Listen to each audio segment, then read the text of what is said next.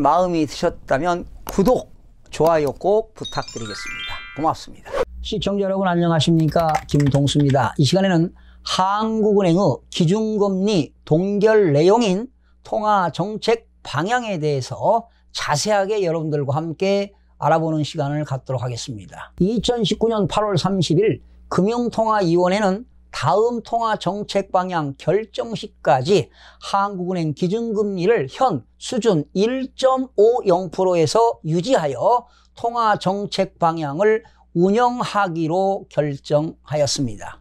지난 7월 18일에 한국은행은 기준금리를 1.75%에서 1.50%로 0.25포인트를 내렸습니다. 하향 조정은 3년 1개월 만이었습니다.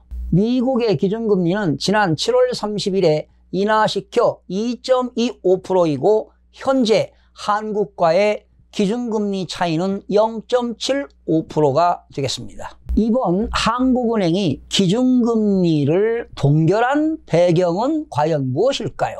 미국과 중국의 무역 분쟁과 그리고 일본 수출 규제를 포함한 대외 변수의 불확실성 증대와 외부 여건이 악화되고 있고 현재 내부적으로는 민간 투자와 소비 심리가 위축되고 있기 때문에 한국은행에서 기준금리를 인하시킨 것입니다. 한국은행이 과거 2번 이상 연이어서 기준금리를 내린 사례가 있습니다. 2001년이죠. IT 버블이 붕괴됐을 때 7월부터 8월까지 2달 동안에 총 0.5포인트를 인하시킨 적이 있습니다. 또한 2008년 글로벌 금융위기 직후에 그해 2008년도에 10월부터 2009년 다음해 2월까지 총 8번 연속 인하해 3포인트를 떨어뜨린 적이 있습니다. 우리나라는 제로 금리까지 내릴 수 있나에 대해서 알아볼까요? 한국은행이 한 번만 금리를 더 내려도 역대 최저 수준인 1.25% 기준금리가 떨어지게 됩니다. 금리를 내리는 것도 한계가 있습니다. 우리나라가 제로 금리까지 기준금리를 내리는 것은 불가능한 일입니다. 기준금리를 1% 초반까지 낮추면 금리 인하가 효과를 낼 수 있는 마지노선인 실효 하한에 더 가까워진 것입니다. 나중에 경기가 더 나빠져 내려야 할 상황을 대비하는 차원에서라도 인하카드를 아껴야 한다는 뜻이기도 합니다. 실효 하한 금리란 우리 경제가 감내할 수 있는 기준금리의 하한선을 뜻합니다. 미국의 연방준비제도는 오는 9월 17일부터 18일 기준금리 결정을 위한 연방공개시장위원회가 열리게 되는데요. 과연 미국에서 기준금리 인하 가능성은 있을까요? 미국의 금리 인하 가능성은 상당히 높습니다. 시카고 상품거래소 패드워치에 따르면 금리 선물 시장에 반영된 9월 연방준비제도의 금리 인하 가능성은 무려 95.8%에 해당합니다. 미국이 9월에 기준금리를 인하한다면 한국은행은 어떻게 할까요? 당연히 한국은행도 10월 17일경에 인하 가능성이 상당히 높습니다. 미국의 기준금리 인하 여부에 관계없이 3분기까지도 경제 성장세가 가시적으로 둔화된다면 인하 가능성이 지배적입니다. 금융통화위원회가 금리 인하를 고려해야 할 부분은 무엇이라고 생각하십니까? 이달 들어서 환율과 주가와 채권 금리 등 변동성이 커진 상황에서 금리까지 인하하면 외환시장이 더 출렁일 것이라는 우려가 높아지고 있습니다.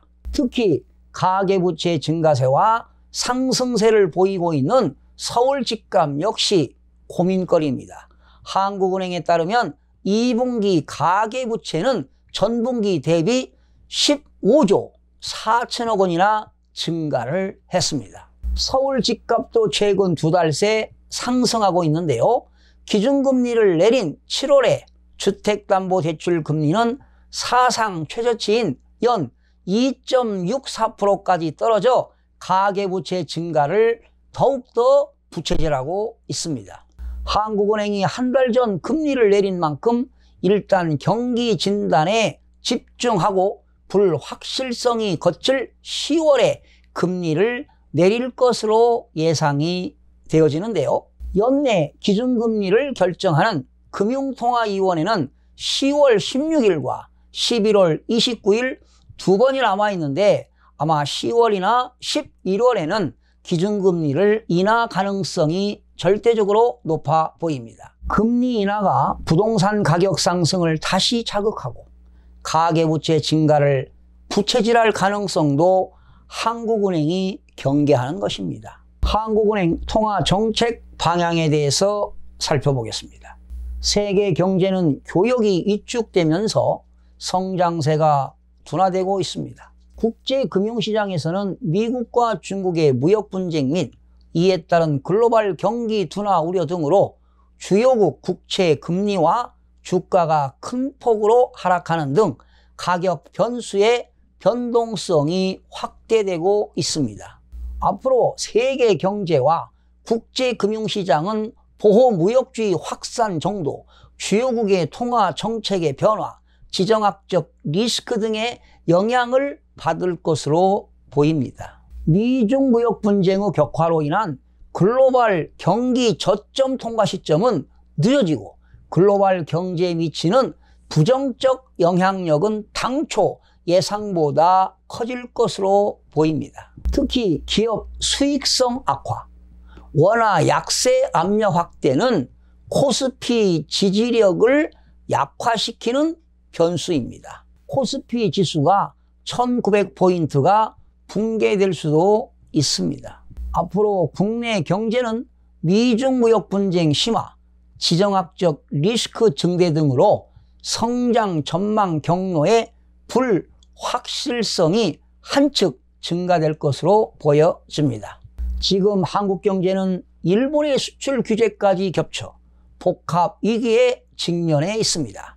수출, 투자, 고용 어느 것 하나 양호한 게 없을 정도입니다.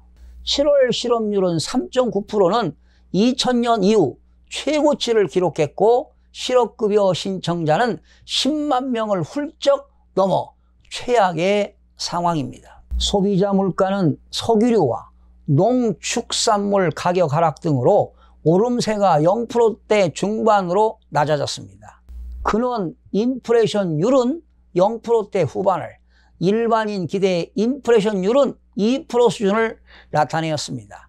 앞으로 소비자 물가 상승률은 7월 전망 경로에 비해 하방 위험이 높아져 당분간 0%대 초반에서 등락하다가 내년 이후 1%대 초중반을 나타낼 것으로 예상이 됩니다. 근원 인플레이션도 완만하게 상승할 것으로 보여집니다. 국내 경제의 성장세가 완만할 것으로 예상되는 가운데 수요 측면에서의 물가 상승 압력이 낮은 수준에 머무를 것으로 전망되므로 통화 정책의 완화 기조를 유지해 나갈 것입니다. 자칫 저성장 저물가가 심해져 디플레이션 진입 우려가 커지면 한국은행은 더 완화적인 통화 정책을 요구받을 것으로 보여집니다. 시청해주신 여러분 대단히 고맙습니다. 매일매일 최선을 다하겠습니다. 내일 아침에 찾아뵙겠습니다.